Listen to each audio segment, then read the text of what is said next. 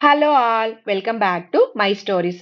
Pravallika MBBS చదువుతూ హైదరాబాద్ హాస్టల్లో నివసిస్తూ ఉంటుంది. చిన్నతనంలోనే తల్లిదండ్రులను కోల్పోయిన ప్రవల్లికను తన అక్క అయిన రాణి ప్రేమగా చూసుకుంటూ ప్రవల్లికను చదివిస్తూ ఉంటుంది.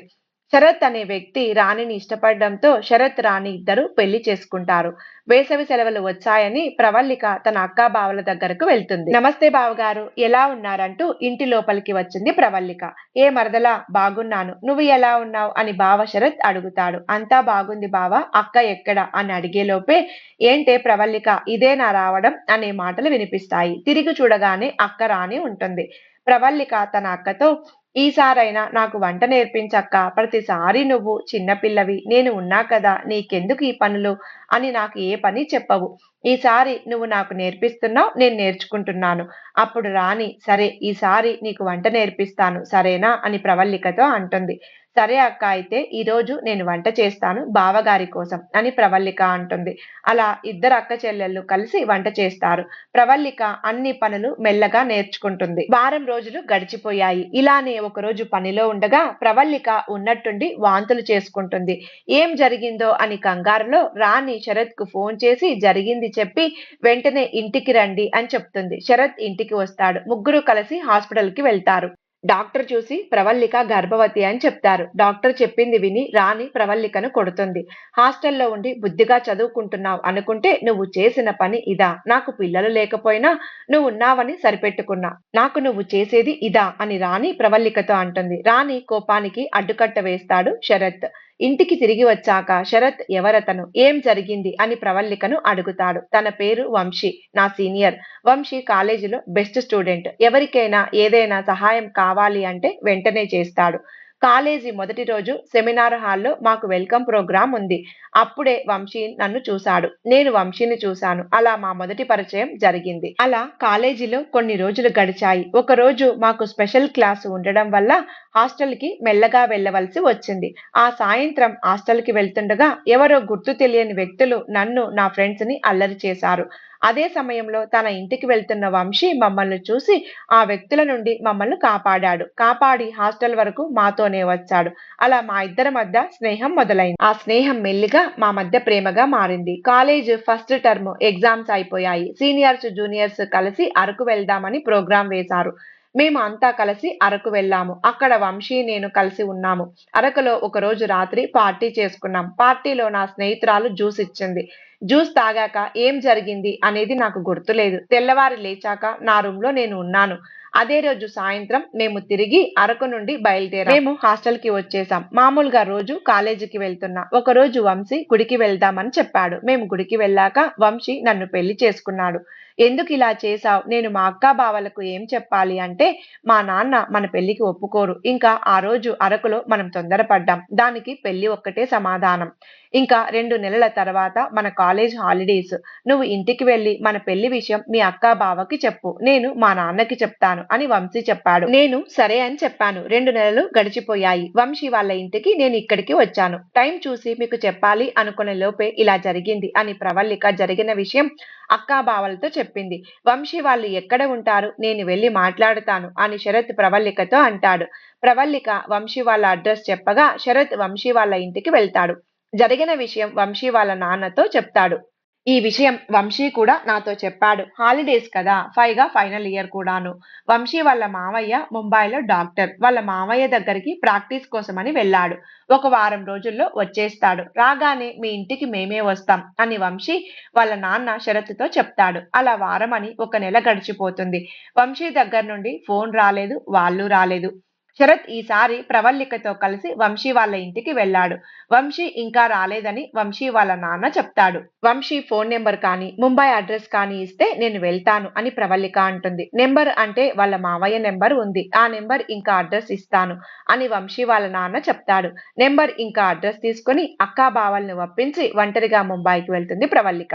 నువ్వు ముంబైకి వెళ్ళాక ఆ నెంబర్‌కి ఫోన్ చెయ్యమ్మా. వంశీ వాళ్ళ మావయ్య చాలా బిజీ డాక్టర్. ఎక్కడెక్కడో ఉంటాడు అని వంశీ వాళ్ళ నాన్న ప్రవల్లికతో చెప్తాడు. ముంబైలో దిగాక రైల్వే స్టేషన్ బయటకు వచ్చి వంశీ వాళ్ళ మావయ్య నెంబర్‌కి ఫోన్ చేస్తుంది. ఫోన్‌లో మాట్లాడిన వ్యక్తి వంశీ క్లాస్‌లో ఉన్నాడు. మీరు అక్కడే ఉండండి. అరగంటలో నేను వంశీ వస్తాం అని చెప్పాడు.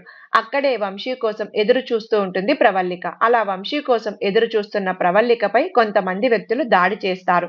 వాళ్ళ నుండి తప్పించుకోవడానికి వాళ్లకు దూరంగా పరిగెడుతుంది. గర్భవతి కావడంతో ఎక్కువ దూరం పరిగెత్తలేక తనకు ఎదురుగా వస్తున్న కారును ఢీకొని కింద పడి స్పృహ కోల్పోతుంది ప్రవల్లిక. కారులో నుంచి ఒక వ్యక్తి దిగి కింద పడిపోయి ఉన్న ప్రవల్లికను హాస్పిటల్‌కి తీసుకువెళ్తాడు.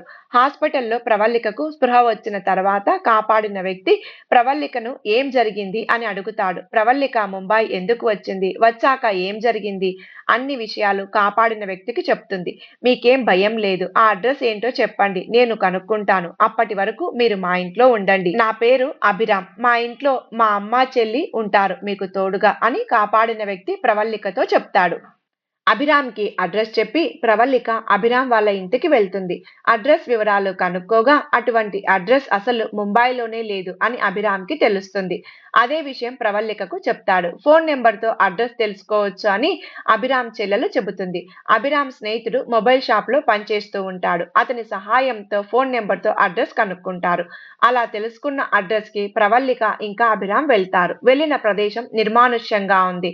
అక్కడ ఒక ఇల్లు కనిపిస్తే ఆ ఇంటి లోపలికి వెళ్తారు. ఇంటి లోపల గదులన్నీ చూస్తూ ఉండగా ఒక గదిలో వంశీని చూసి ప్రవల్లిక ఆశ్చర్యపోతుంది. వంశీ దగ్గరికి వెళ్లి గట్టిగా కౌగలించుకుంటుంది. తను తల్లి కాబోతున్నానని వంశీతో చెప్తుంది ప్రవల్లిక. అంతలోపే ఇంటి లోపలికి వంశీని దాచిపెట్టిన వారు వస్తారు. అది చూసిన అభిరామ్ ఇక్కడికి ఎవరో వస్తున్నారు. మనం వెళ్ళాలి అని చెప్తాడు. ముగ్గురు కలిసి ఆ ఇంటి నుండి పారిపోతుండగా దాచిపెట్టిన వారిలో ఒకరు చూసి పారిపోతున్న ప్రవల్లిక వాళ్ళని చూసి పట్టుకుందామని మిగతా వాళ్లకు చెప్పి అందరూ కలిసి వాళ్ళ వెంట పడతారు. వెంట పడుతున్న వారిని గమనించిన అభిరామ్ వాళ్ళకు కనపడకుండా ముగ్గురు అక్కడే దాక్కుంటారు. అప్పుడు ప్రవల్లిక వంశీతో మాట్లాడుతూ ఎక్కడికి వెళ్ళిపోయావు వంశీ? నీకెన్నిసార్లు ఫోన్ చేశా నీ నుండి సమాధానం లేదు. మీ ఇంటికి వెళ్తే మీ నాన్న మా అబ్బాయి ముంబైలో ఉన్నాడని చెప్పారు. అడ్రస్ తీసుకొని నీ కోసం ముంబై వస్తే ఎవరో నన్ను చంపడానికి చూశారు. సమయానికి అభిరామ్ గారు నన్ను కాపాడి వాళ్ళ ఇంటికి తీసుకువెళ్లారు. అభిరామ్ గారి సహాయంతోనే నువ్వు ఇక్కడ ఉన్నావని తెలుసుకున్నానని ప్రవల్లిక వంశీతో అంటుంది. వంశీ మాట్లాడుతూ నన్ను క్షమించు ప్రవి. ఆ రోజు నువ్వు ఇంటికి వెళ్ళాక నేను మా ఇంటికి వెళ్ళాను. మన పెళ్లి విషయం మా నాన్నతో చెప్పాను. నాన్న మన పెళ్లికి ఒప్పుకోలేదు. అప్పటికే ఆయన బిజినెస్ పార్ట్నర్ కూతురితో నా పెళ్లి ఫిక్స్ చేశారు. నేను ఒప్పుకోలేదు. ఇంట్లో నుండి వెళ్ళిపోతాను కానీ నువ్వు చూపించిన అమ్మాయిని పెళ్లి చేసుకోను అని చెప్పాను. దానితో నాన్నకు కోపం వచ్చి మా నాన్న దగ్గర పని చేస్తున్న వారితో నన్ను కిడ్నాప్ చేయించి ఇక్కడ దాచిపెట్టారు. నువ్వు ఇంటికి వస్తావు అని నాన్న ఊహించి ఉండరు. నిన్ను అడ్డు తొలగించుకోవడానికి ముంబైకి రప్పించి చంపాలని అనుకున్నాడనుకుంటా. మా నాన్నకి ప్రాణం కంటే పరువు, డబ్బు ముఖ్యం. నేను వచ్చేసాను కదా! మనం మీ ఇంటికి వెళ్లి అక్కడే ఉందాం. నా ఫైనల్ ఇయర్స్ ఎగ్జామ్స్ కూడా అయిపోయాయి. జాబ్ కోసం ట్రై చేస్తాను. మనం సంతోషంగా ఉండొచ్చు. మీ అక్క, బావ ఇంకా మనకు పుట్టబోయే బాబుతో అని వంశీ అంటాడు. అభిరామ్‌కి కృతజ్ఞతలు చెప్పి అక్కడి నుండి వెళ్తూ ఉండగా కిడ్నాప్ చేసిన వారు చూస్తారు. ప్రవల్లిక ఇంకా వంశీ వాళ్ళని చూసి పరిగెడతారు. ఆ సమయంలో ఎదురుగా వస్తున్న వాహనానికి వంశీ ఇంకా ప్రవల్లిక ఢీకొంటారు. యాక్సిడెంట్ అవుతుంది. అది చూసిన వంశీ వాళ్ళ నాన్న వాళ్ళ మనుషులు వంశీని, ప్రవల్లికను హాస్పిటల్‌కి తీసుకువెళ్తారు. మధ్య దారిలోనే వంశీ ప్రాణాలు కోల్పోతాడు. హాస్పిటల్‌కి వెళ్ళాక ప్రవల్లికకు చికిత్స చేపిస్తారు. జరిగిన విషయం వంశీ వాళ్ళ నాన్నకు ఫోన్ చేసి చెప్తారు కిడ్నాప్ చేసిన వాళ్ళు. విషయం తెలియగానే ముంబైకి వస్తారు వంశీ వాళ్ళ నాన్న.